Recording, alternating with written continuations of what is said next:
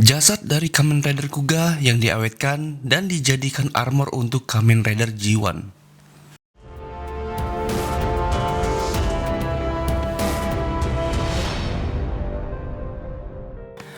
Halo semuanya, sudah lama kita nggak ngebahas majalah SIC Hero Saga.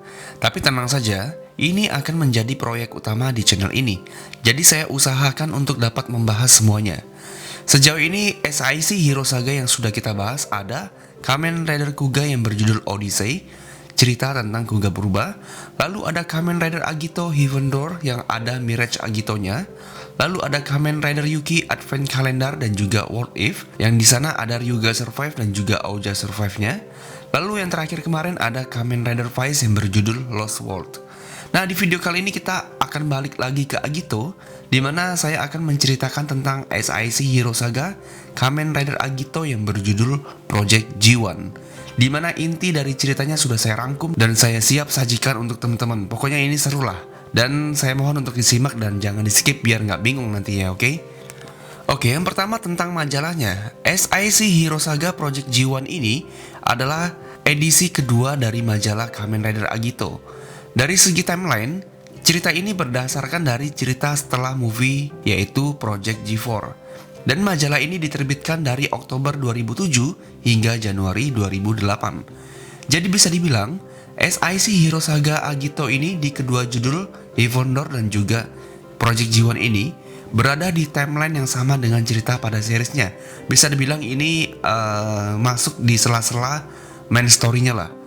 Jadi ini bukan alternatif story seperti Ryuki dan juga Vice yang kemarin kita bahas. Karena di Agito ini memiliki kontinuitasnya sendiri. Project G4 sendiri berada di antara episode 34 dan juga 35. Dan cerita G1 ini masih lanjutan dari G4 kemarin. Total episode dari majalah ini ada 4 episode. Dan masing-masing episode berjudul, episode pertama judulnya adalah Generation 1. Episode kedua judulnya adalah G3X. Episode ketiga yang berjudul V1. Dan episode keempat yang berjudul Agito. Nah, sebelumnya bantu saya untuk mencapai 50.000 subscriber ya. Saya mohon banget kepada teman-teman yang sudah nonton tapi belum subscribe untuk subscribe channel ini agar channel ini bisa lebih berkembang lagi ya, dan dapat memberikan yang terbaik untuk teman-teman, oke? Saya minta bantuannya. Oke, kita langsung masuk ke cerita dari SIC Hero Saga yang berjudul Project G1.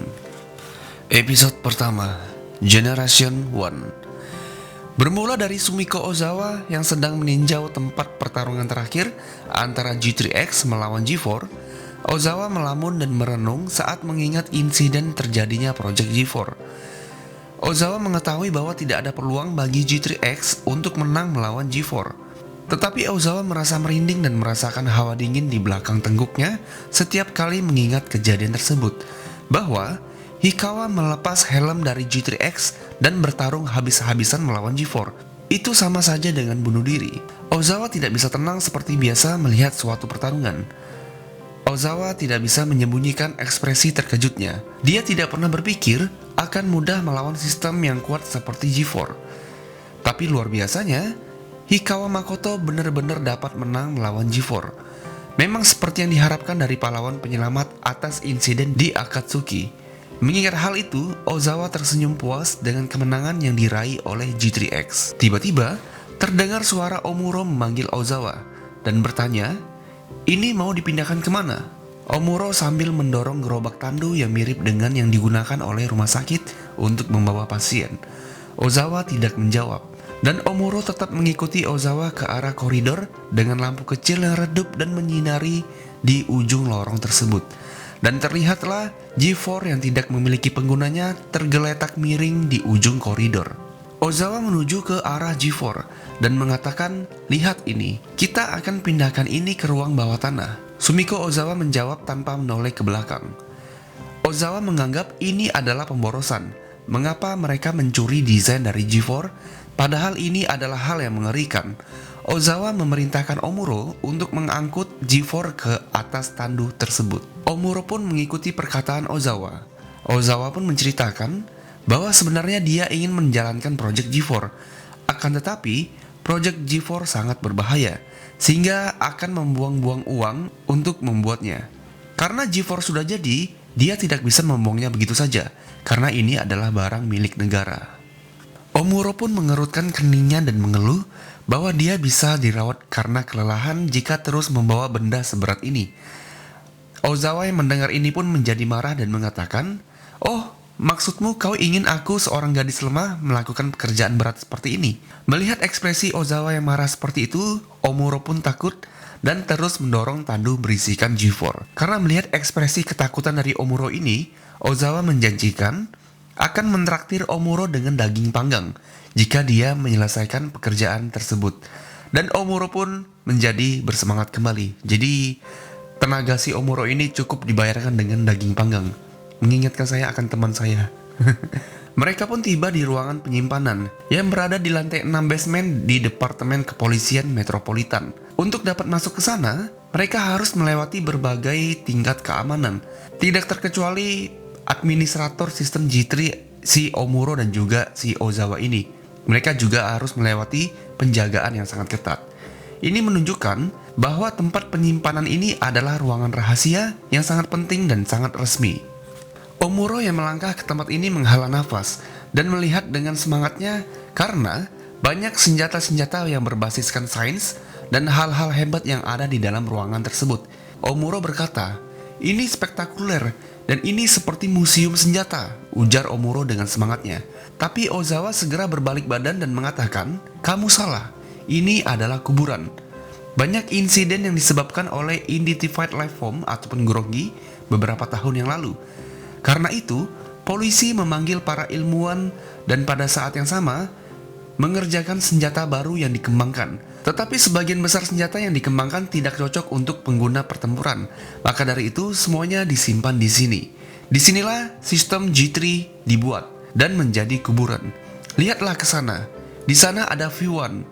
V1 yang kalah bersaing dengan G3X dalam uji tes untuk dapat penawaran oleh pihak kepolisian. V1 pun juga disimpan di sini, kata Ozawa.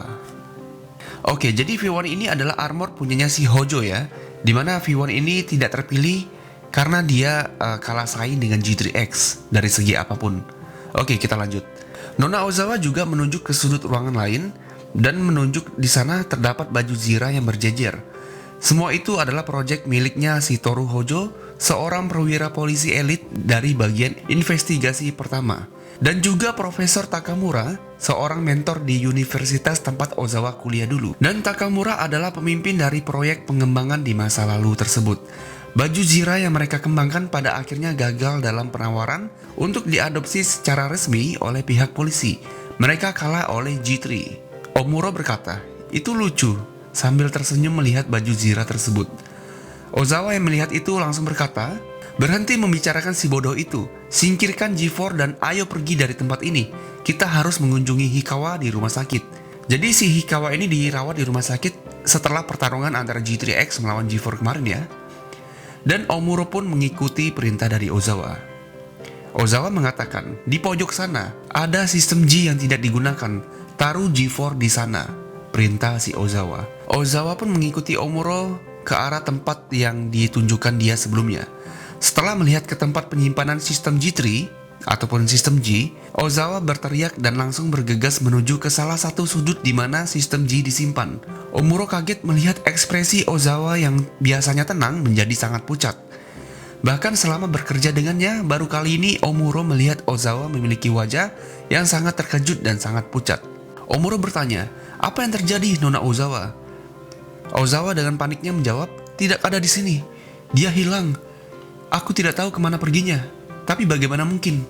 Omuro yang kebingungan pun sampai bertanya-tanya, "Apa yang hilang nih? Apa yang hilang nih?" kata si Omuro. Dan Ozawa menjelaskan bahwa yang hilang itu adalah tiruan dari makhluk tidak dikenal nomor 4 yang belum dikonfirmasi, yaitu adalah Kuga, sistem lapis baja khusus yang diperkuat dengan nama Generation 1. Jadi di sini G1-nya hilang dari tempat penyimpanan ini, hilang secara misterius. Mereka keluar dari tempat penyimpanan itu dengan sangat panik dan menuju ke kamar Hikawa yang ada di rumah sakit. Ozawa menduga orang yang mengambil baju G1 ini adalah penjahat dari pihak polisi yang bisa masuk ke dalam ruangan penyimpanan. Dan Ozawa mengatakan bahwa satu-satunya orang yang terlalu ambisius dengan sistem G dan selalu bermimpi dapat terkenal dengan sistem G hanya satu orang itu. Ozawa berhenti dan melihat dingin ke arah Omuro. Omuro yang ditatap oleh tatapan dingin dari Ozawa ini menjadi panik dan berkata, Tidak, bukan aku. Aku benar-benar merindukan sistem G3. Dan aku selalu berhayal bahwa suatu hari nanti aku bisa menggantikan Hikawa sebagai pengguna sistem G. Tapi ini bukan aku bukan pencuri dari G1 itu. Ozawa menjawab, Tidak ada yang meragukanmu, Omuro. Kamu lihat, baju tempur V1 ada di gudang kan? Artinya, pria bodoh yang menjengkelkan itu adalah orang yang masuk ke ruangan sebelum kita tadi. Omuro pun langsung tercerahkan. Maksudmu Hojo ya? Sepertinya Hojo tidak akan melakukan hal yang sembrono itu, Nona. Ozawa pun dengan sangat percaya dirinya mengatakan, pria itu akan melakukan apa saja agar terlihat hebat. Nah, setelah berbincang-bincang ini, setibanya di kamar Hikawa, Omuro langsung menyapa Hikawa. Hikawa, bagaimana kesehatanmu? Nah, mendengar suara Omuro ini, membuat Hikawa Makoto yang terbaring di ranjang rumah sakit polisi sedikit membuka matanya dengan perban yang melilit di dahinya dan masih mengalirkan darah. Hikawa mengerutkan wajahnya dan perlahan mengangkat setengah tubuhnya dengan gerakan lambat. Nah, di sela-sela Hikawa dan Omuro ini saling ngobrol, Hikawa memerhatikan Ozawa yang sepertinya sedang gelisah dan tidak berbicara apapun. Menanggapi reaksi ini, Hikawa mencodongkan tubuhnya. Hikawa berbisik kepada Omuro dan menanyakan, apa yang terjadi dengan Nona Ozawa? Sepertinya dia sangat marah. Omuro pun membalas dengan berbisik juga, ya ada sedikit masalah. G1 yang dibuat oleh Nona Ozawa sebelumnya hilang di gudang Departemen Kepolisian Metropolitan. Setelah itu, dia selalu seperti itu dan sangat sulit untuk dilayani. Nah, melihat kedua bawahannya saling berbisik membicarakan dia, Ozawa langsung menegur mereka. Hei, terlalu buruk bagi dua pria besar untuk berbisik di sana. Dan itu sama sekali bukan masalah kecil. Ini adalah kejahatan yang sangat serius. Setelah mendengar teguran dari Ozawa Sumiko, Omuro dan juga Hikawa hanya bisa meluruskan punggungnya. Tiba-tiba, terdengar suara ringtone yang sangat nyaring dari HP miliknya si Ozawa. Omuro langsung mengatakan, Nona Ozawa, kamu tidak boleh melakukan ini. Ini adalah rumah sakit. Ponselnya harus dimatikan. Akan tetapi Ozawa tetap mengabaikannya dan tetap mengangkat telepon tersebut. Dan tak lama kemudian, ekspresi dari Nona Ozawa berubah 108 derajat dan mengatakan, apa katamu? Teriak Nona Ozawa. Menanggapi panggilan telepon itu, Ozawa menjadi penuh dengan amarah. Ekspresi Ozawa Sumiko menjadi semakin serius. Setelah Ozawa menutup telepon dengan ekspresi yang semakin pucat, dia menoleh untuk melihat kedua bawahannya dengan urat biru di dahinya karena dia marah. Hikawa Makoto dan juga Omuro menghadapi auranya si Ozawa ini dengan bisa tertunduk lesu aja karena dia tidak bisa berbuat apa-apa. Lalu, Ozawa berkata dengan suara yang lemas, situasi di luar sangat menakutkan. G1 membuat keributan di jalanan dan banyak membunuh orang-orang di jalanan. Dan suasana hening dan mencekam semerbak di ruangan rumah sakit itu.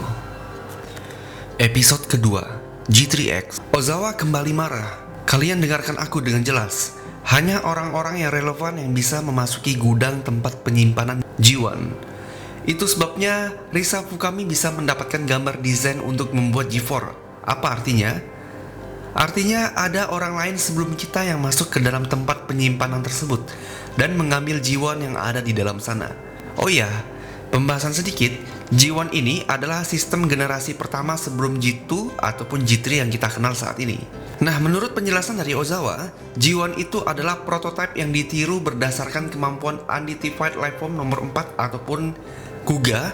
Ozawa mengatakan, pada dasarnya mustahil bagi manusia untuk mengendalikannya.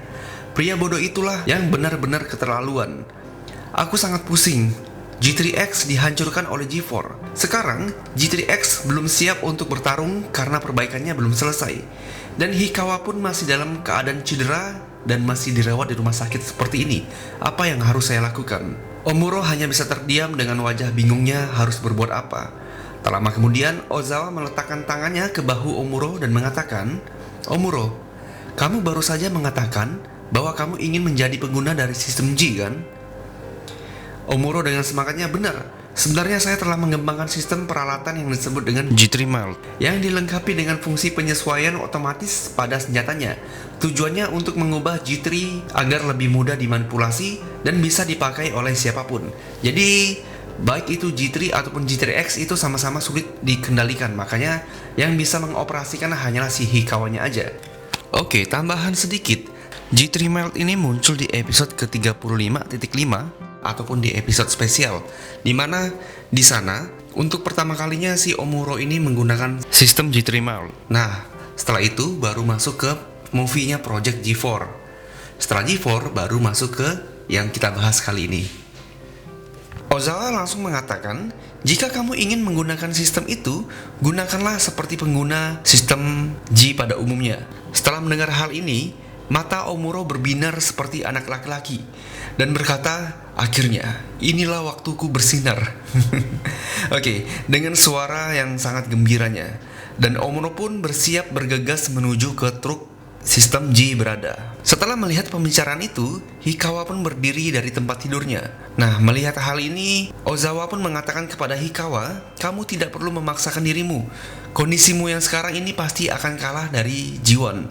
Lagi pula G3X pun lagi sedang diperbaiki. Hikawa pun menjelaskan dan meyakinkan Ozawa jika dia bisa. Melihat kegigihan Hikawa dalam membujuk dia, Ozawa pun langsung menghubungi kru tempat G3X yang sedang diperbaiki untuk segera dikirim ke dalam truk sistem G. Akan tetapi, kru sistem mengatakan bahwa G3X sedang rusak parah. Kita tidak bisa menggunakannya. Mendengar hal tersebut, Ozawa langsung mengatakan dengan ekspresi datar dan memerintahkan kepada semua krunya untuk mengganti bagian G3X yang rusak dengan armor yang dimiliki oleh G4.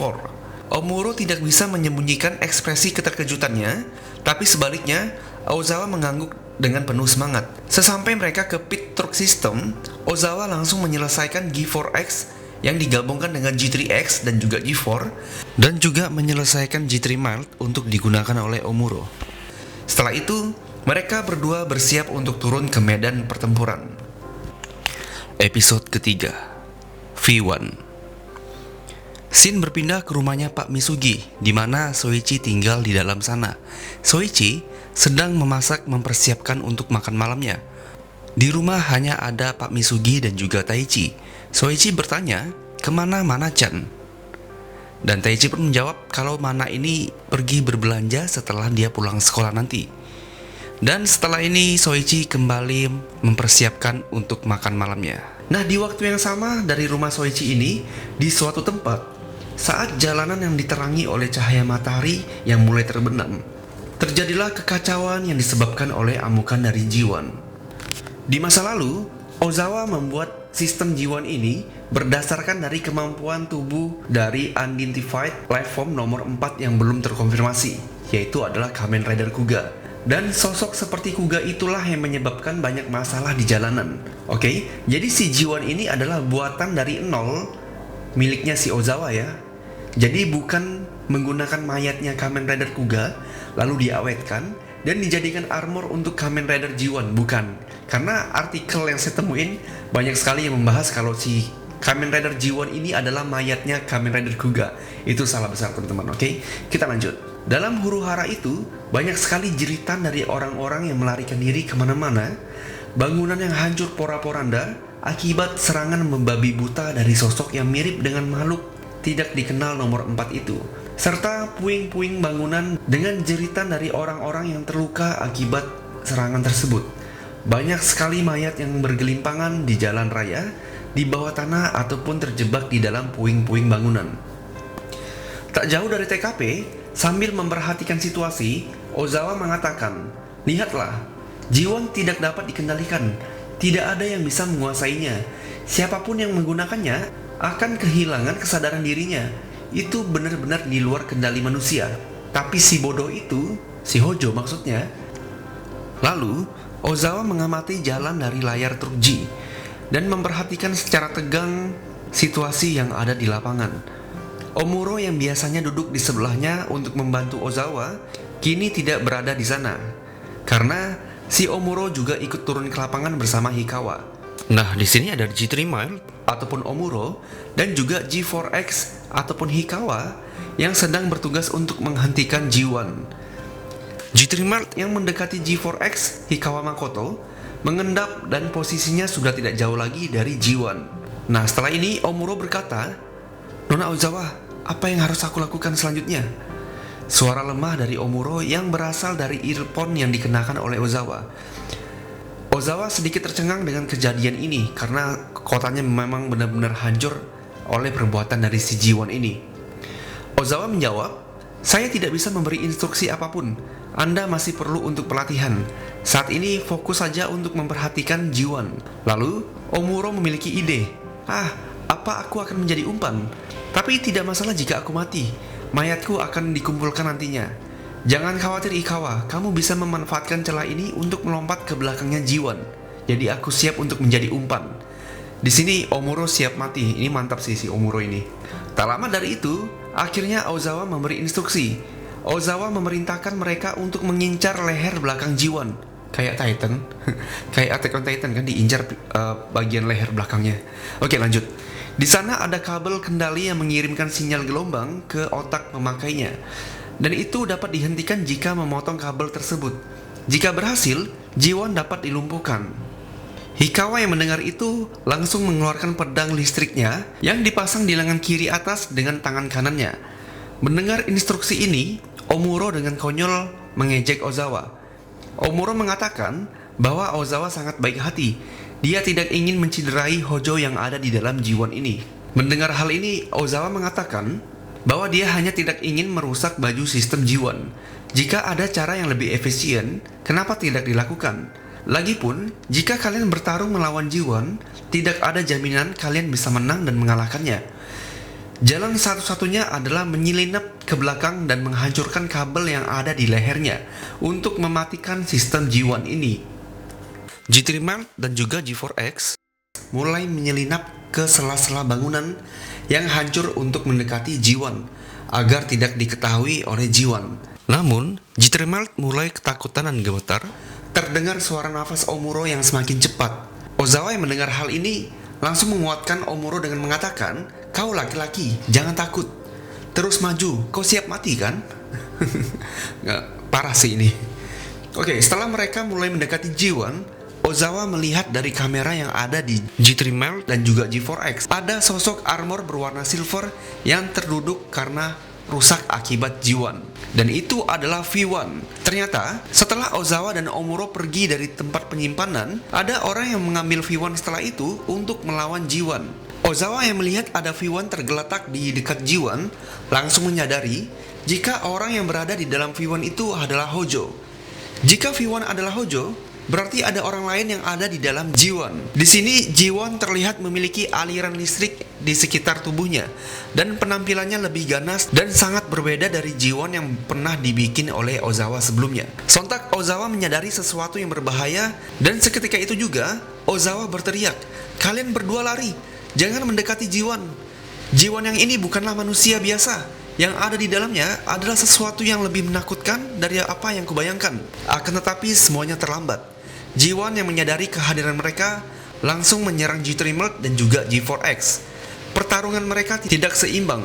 Jiwon sangat-sangat kuat dengan serangan listriknya yang menyambar dan menyerang ke sekeliling area pertempuran dan selalu mengenai G3 Melt dan juga G4X. V1 pun bangkit dan membantu mereka, tapi semuanya sia-sia.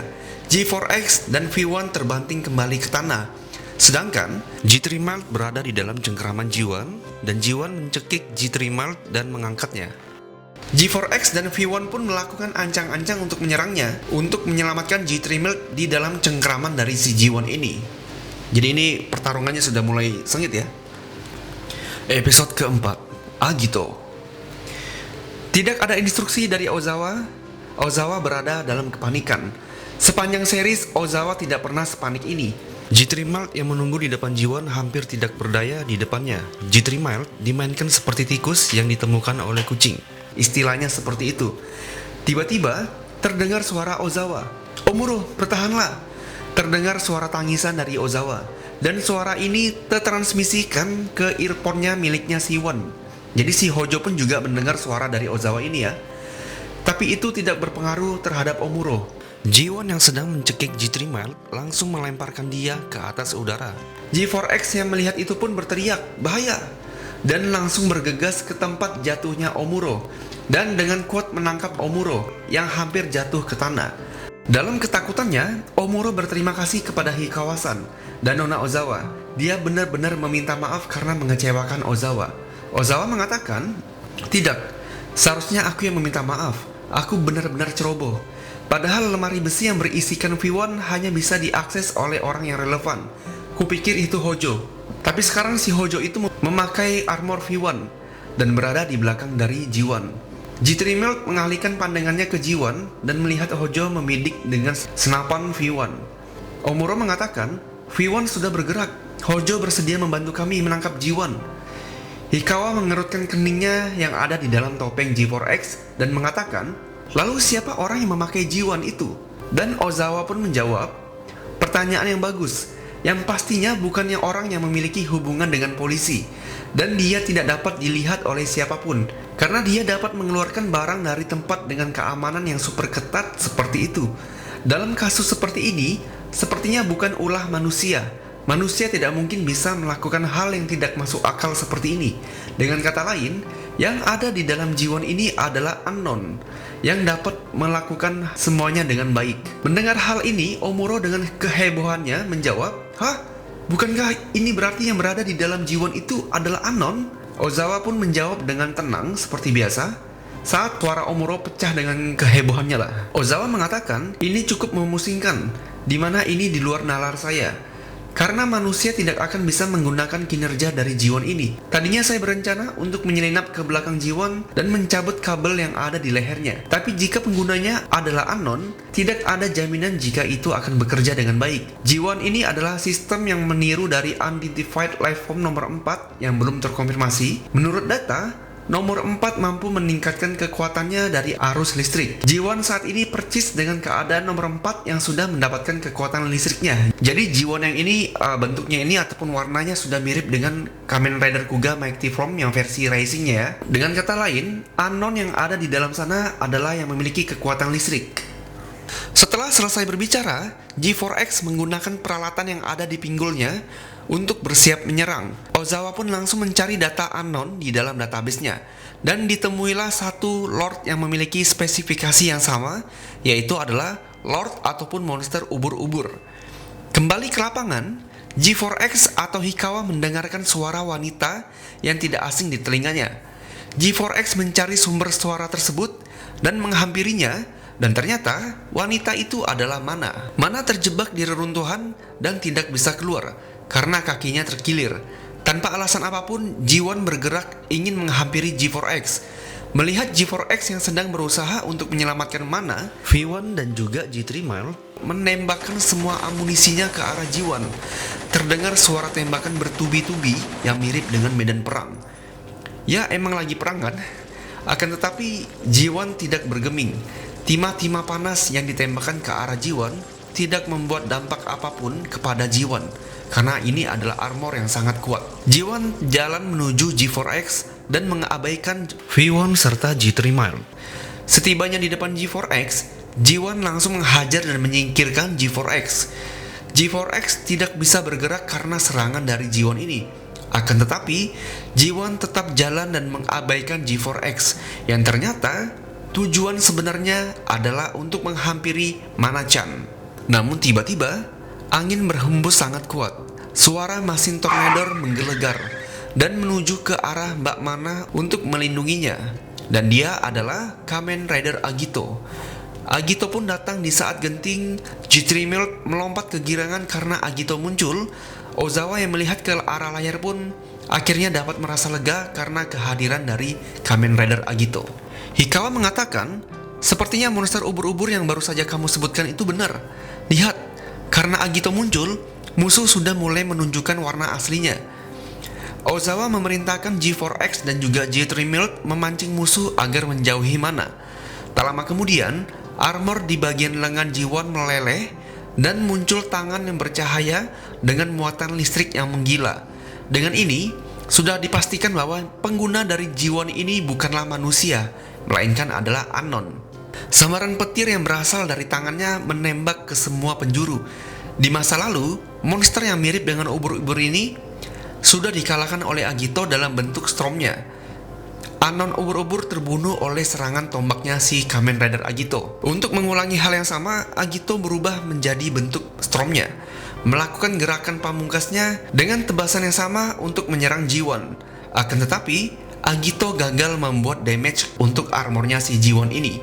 Karena monster menggunakan armor G1 yang sangat kuat, tombak Agito pun sulit untuk memotong tubuh monster yang ada di dalam sana. Setelah ini, sekali lagi, Agito melakukan serangan yang sama, tapi dengan kekuatan tebasan yang jauh lebih besar lagi. Dan tetap serangan itu tidak berdampak apapun karena armor G1 ini sangat luar biasa sempurnanya. Jittery Milt berhenti bereaksi karena dia sangat kebingungan harus berbuat apa. Sebaliknya, G4X mulai bergerak dan menangkap G1, memeluknya sambil melepas dengan paksa armor dari tubuh unknown ini. Omuro berteriak, "Kamu sangat sembrono, Hikawa-san." Selanjutnya, G1 yang tidak menyukai hal ini langsung memberikan serangan kejutan listrik yang hebat agar G4X melepaskan tangannya dari G1. Akan tetapi, G4X tidak bergeming dan tetap memegang G1 untuk melepas armor dari tubuh monsternya secara paksa. Ozawa yang melihat ini memerintahkan Omuro untuk pergi membantu G4X. Omuro yang ketakutan akhirnya memberanikan diri dan membantu G4X untuk melepas paksa armor G1. Walaupun G1 ataupun monster ubur-ubur ini menyetrumkan aliran listrik ke mereka berdua, kedua rider polisi ini tidak bergeming dan melanjutkan pekerjaan tersebut. Ozawa memberi semangat kepada mereka berdua dan mengatakan bahwa kalian sangat hebat. Tiba-tiba saja, ada seseorang di antara G4X dan juga Jittery Milt, seseorang yang membuat mereka berdua kaget. Seseorang itu adalah V1 yang ikut membantu melepaskan armor G1 dari tubuh unknown ini. G1 pun dipegang dengan paksa oleh ketiga rider polisi ini. Walaupun G1 kuat, tetapi kegigihan mereka bertiga lebih kuat. Walaupun sudah tersengat listrik berkali-kali, mereka bertiga tetap menarik paksa armor dari G1 ini. Di sisi lain, Agito nyantai sambil makan gorengan melihat aksi mereka. Itu bercanda ya. Dengan kegigihan para polisi ini, akhirnya mereka berhasil menarik paksa armor utama G1 dari monster ubur-ubur ini. Melihat kesempatan ini, Agito yang sudah selesai makan gorengan tadi, bercanda lagi ya guys, langsung menyerang ke arah belakang G1 dan menebasnya menggunakan tombaknya. Dan tebasan itu berhasil membuat luka besar di punggung monster ubur-ubur ini. Hikawa mengatakan kepada Hojo untuk segera melepaskan G1 dan pergi, karena anon ini akan meledak. Tapi Hojo tidak mendengarkan dan tetap menolak melepas baju besi dari G1 ini. Sedangkan Jittery Milt sudah melarikan diri ke tempat yang jauh entah kemana. Dia langsung menghilang gitu aja si Omuro ini. Tadinya dia siap mati kan. Hikawa berteriak, "Apa yang kamu lakukan, Hojo?" Namun tetap Hojo tidak berniat kabur. G4X bersikeras untuk memeluk V1 dan meninggalkan tempat itu dengan tergesa-gesa. Mereka sudah terlambat. Di belakang mereka, monster ubur-ubur sudah dikelilingi oleh api dan terjadilah ledakan besar, hingga mereka berdua terhempas. Meski keduanya terhempas oleh ledakan itu, untungnya mereka tidak terluka parah. Mereka terbaring di atas puing-puing bangunan. Baru saja melepas topeng dan Hikawa pun menarik napas lega, tiba-tiba terdengar suara dari Ozawa. "Hikawa, aku menemukan jawabannya. Aku sudah tahu apa yang terjadi. Hojo sama sekali tidak datang untuk menyelamatkan kita. Itu sangat palsu. Saya yang memandangnya sekarang berbeda. Tujuan sebenarnya Hojo adalah titik. Oke, mendengar hal itu Hikawa pun langsung mengepalkan tinjunya karena geram sekali mendengar perkataan dari si Ozawa ini. Nah, di sisi lain, Hojo yang melepas topeng V1 dan ini sepertinya membuktikan alasan Ozawa berbicara seperti tadi. Hojo yang sambil melihat ke arah ledakan itu langsung bergumam pada dirinya sendiri. Baju G1 seharusnya bisa aku dapatkan tadi. Oke, jadi si Ozawa ini benar-benar jenius ya. Dia dapat mengetahui alasan si Hojo selama ini apa. Kecurigaan dia ini lebih tepatnya sensi sih. Sensi terhadap Hojo yang memang benar-benar Hojo ini adalah orang ceroboh dan ingin terlihat keren gitulah intinya. Nah, pertarungan dengan G1 atau monster ubur-ubur ini sudah berakhir. Armor G1 rusak parah, bahkan sudah tidak bisa diperbaiki lagi. Mana dan Soichi pun pulang ke rumah. Nah, Soichi menanyakan, kenapa berbelanja sendiri? Alasan Mana pergi berbelanja sendiri hanya untuk membeli bibit tomat untuk ditanam di perkarangan rumahnya. Dan cerita SIC Hero Saga pun berakhir. Nah, itu dia pembahasan kita untuk SIC Hero Saga Project G1. Nah, untuk buat teman-teman yang menanyakan, bukannya monster ubur-ubur udah mati ya? Kok ini ada? Oke, jadi setiap Anon yang ada di film Kamen Rider Agito ini nggak cuma satu. Seperti Jaguar kan banyak tuh. Ada yang Jaguar hitam, kuning, oranye, merah, biru kalau nggak salah kan. Terus yang kura-kura pun juga banyak kan, ada 2. Nah, si ubur-ubur ini dia pun juga ada varian yang lain. Nama ubur-ubur yang menjadi G1 ini adalah Lord Hydrozoa Tegula. Nah, sedangkan yang dibunuh oleh Agito pada masa lalu adalah Hydrozoa Igneo. Jadi berbeda, dia beda makhluk lah, tapi satu spesies, itu intinya. Nah, si Hydrozoa Tegula ini adalah Anon yang mencuri prototipe baju besi G1 yang disimpan di gudang bersama dengan banyak senjata prototipe yang dirancang untuk melawan Unidentified Life Form. Jadi senjata-senjata ataupun pakaian-pakaian zirah itu yang disimpan di gudang itu sebenarnya untuk melawan Gurongi. Karena Gurongi sudah selesai dikalahkan oleh Kuga dan senjata-senjata itu pun tidak cocok untuk digunakan oleh manusia, bisa dibilang tuh kayak tadi nggak bisa dikendaliin, maka mereka disembunyikan ataupun disimpan di dalam ruang penyimpanan rahasia seperti itu. Nah, itu dia pembahasan kita kali ini. Pasti teman-teman banyak sekali pertanyaan kan? Bisa teman-teman komen di bawah ini apa-apa pertanyaan teman-teman. Sebenarnya banyak pertanyaan sih, bahkan dari saya sendiri. Dimana di sini dikatakan bahwa Unidentified Life Form nomor 4 yang belum terkonfirmasi, ya kan? Sedangkan di film Kuga sendiri sudah terkonfirmasi bahwa dia adalah Godai, ya kan? Nah, jadi ini masih menjadi pertanyaan nih. Apakah dunia Kuga dan dunia Agito yang kita tonton itu beda? Ya mungkin ada Kuga pada masa lalu Agito, tapi apakah itu Kuga yang sama yang kita tonton di zamannya Godai? Itu akan saya bahas di video berikutnya. Oke? Jadi saya mohon bantuannya untuk teman-teman untuk subscribe channel ini dan share ke teman-teman yang lainnya agar channel ini bisa lebih berkembang dan bisa lebih bermanfaat untuk teman-teman lainnya. 50.000 subscriber kita adain giveaway SAF Guard, oke? Nah, saya akhiri video saya kali ini. Saya Umam pamit undur diri. Wassalamualaikum warahmatullahi wabarakatuh. Sampai jumpa.